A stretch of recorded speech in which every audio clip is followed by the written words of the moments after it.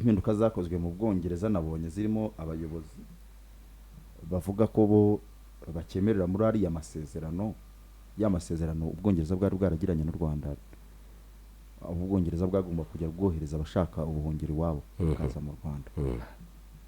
Ya video Didier nuyibona niyo iri bubitwereke neza, sina ngombwa amajwi ko tuyumva kuko nabonye abahinduriwe imyanya barimo cyane, ariko uyu Yvette Kopa niwe nabonye ariko yagarutse.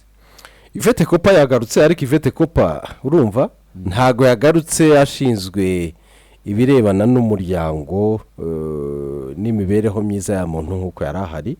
Yvette Kopa yagarutse asimbura Lami. Lami ubu ni vice premier ministre akaba ashinzwe n'ubutabera. Yego. Yvette Kopa niwe wabaye foreign secretary. Ubu niwe Lami mushya uhari. Ushinzwe foreign affairs, ubwo niwe tuza kumva cyane. Yvette Kopa akabajwiho ko akiri umudepite yarwanyije yivuye inyuma rwose n'ibimenyetso bifatika cyane uburyo Rwanda kumvikana n'Ubwongereza kuri migration, kuri ya gahunda y'abimukira byarimo inyungu cyane ngo no gusesagura umutungo w'Ubwongereza kurenza uko byari butange igisubizo. Hanyuma ntuza Starmer PM urumva muri manda ye ya mbere amuha nyine inshingano zari zirimo ibyo, twereke icyo wakora. Yego. Rego mu by'ukuri she failed ku buryo kuri uyu wa kane sinzi igitangazamakuru kimwe nabonye cyaganiriye na former PM Boris Johnson.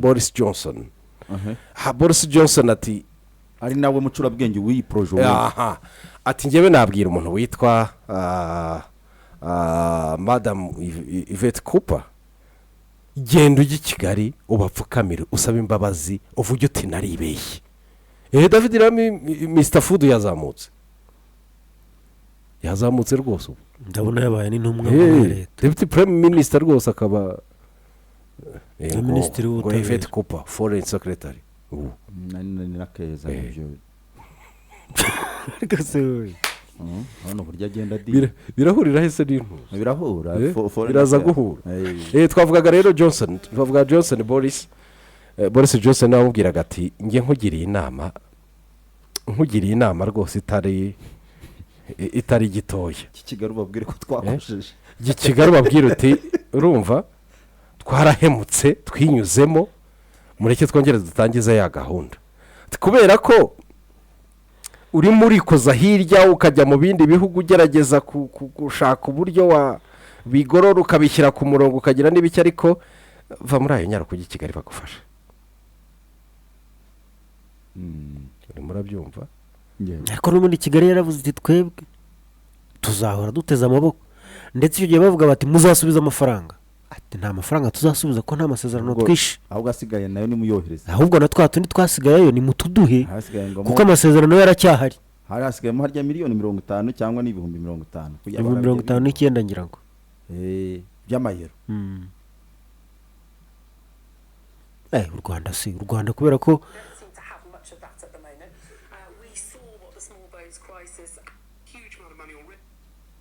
ni Kopa ni Boris yari yishe umuntu mw'abantu.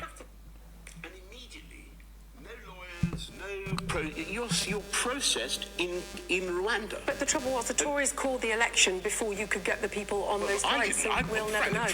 Well, Rishi Sunak called the election. I didn't call the election. I would have won the election. But now Nigel Farage has grabbed the microphone. Do you think Kemi Badenoch is going to be able to get a hearing? They were on 0%. Those guys were on 0%. I know, but they're on over 30 now. I know. Look, we are. I think what the government should do, what Yvette Cooper should do, is swallow a lot of pride and implement the Rwanda plan. That's what they need to do. Something they should go back to Kigali. They should say, look, we've goofed, we've made a big mistake, and It's not going to happen. It's not going to happen. We've spent a huge amount of money already on the deal. 700 million. But it's not going to happen. Do you think... Well, why not? Will we have to... Well, because they're not going to do it now. They've done plenty of other U-turns.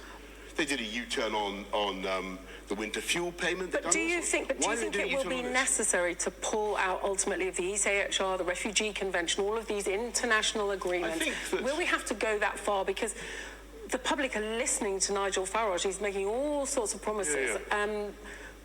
Are the Conservatives going to be able to come back from this, do you think? Of course. I mean, look, there's no single thing you can... Leaving the ECHR on its own doesn't fix this, right?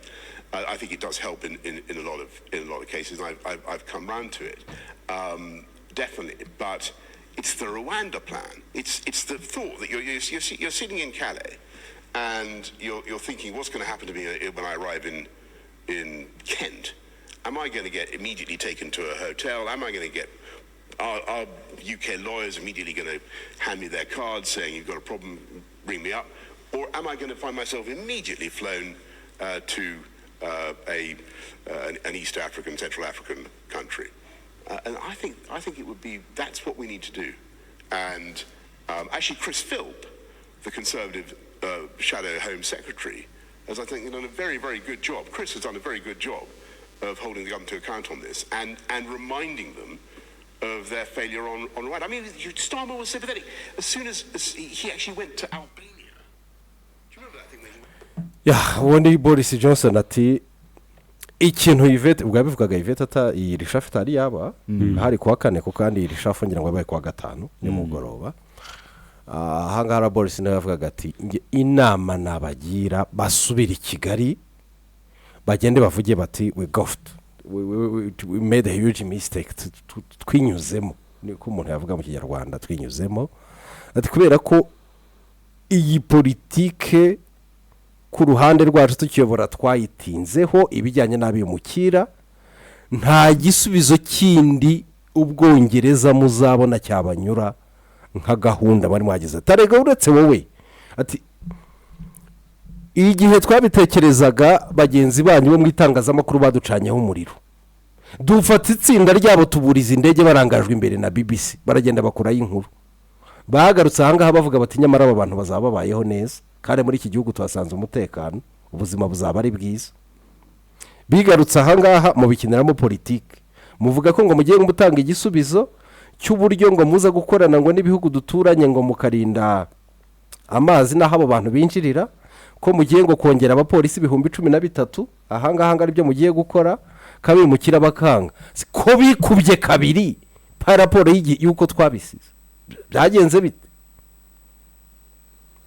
nta gisubizo muzabona kirambye anagaragaza mu buryo buhishe urumva ko Ubwongereza Anna Yvette Cooper baganiriye rwihishwa na Denmark bashaka gukora the same deal. Denmark irababwita ariko nta soni mubona twebwe turi ku rwego rwaho ababananiye mu bohereza bagiye no muri Albania urumva bavuga ati murimo murajya mu bindi bihugu mwinginga ntago bizakunda ntawo mwagira naho u Rwanda twari tugeze aranabihishura ati numvishe munagenda murisha ko ngo hari amafaranga ngo twari twamaze kwishyura arimo nyine twari twamaze kwishyura mwakuririre Yesu kuri ayo mafaranga ahubwo wese ati nta gisubizo muzabona nk'icyo Kigali yabahe kuri aba bantu ati kandi ni kimwe mu bibazo bikomeye dufite burakeye rero Yvette Cooper PM Stamba amugira foreign secretary mu minisitiri w'ububanyi n'amahanga mu yandi magambo haraho umuntu yabihuriza haraho yagira n'ibiki time will tell ariko ikiri cyo rwose no mu itangazamakuru ryo mu Bwongereza urumva ibyo bo bita Kigali deal byongeye kugaruka banavuga batari ko nyuma yaho mu byukuri habonetse igisubizo bamwe ndetse batangiye kuvuga batari koko Yvette Cooper Stama uramuhembye ariko wajya kureba Danny Bors yari umudepite ndetse no muri guverinoma ikomeye cyane ku gihe cya Tony Blair urumva yari umuntu wa Tony Blair cyane n'uwo mu ishyaka rya Tony Blair Danny Bors arakomeye cyane niwe mugabo wa Yvette Cooper. Ça signifie quelque chose.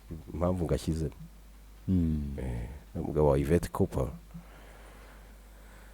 Nanabonye niba yarakira umudepite, niba yari ryari sinzi igihe, ni nkora research naje kubona ko Yvette Cooper nahura na honorable ambassadeur Nduhungire bizaba atari ubwa mbere. Muri iyi minsi barahuye, sinitaye ko kureba ngo ibyo bahuriyemo ni ibiki, ariko barahuye. That's it, wagarukiraho. Okay. Ubwo reka dutegereze turebe ko abandi bari kwishyura bavuga ngo za nzu zabo memuretse. za nzu zabo ngo bagiye kuzijyamo se. Bari batagiye kuzigereka abahungu hanze hasi. Aha. Bene zo kandi barazishyize ku isoko. Bene zo bazishyize ku isoko. Arebe.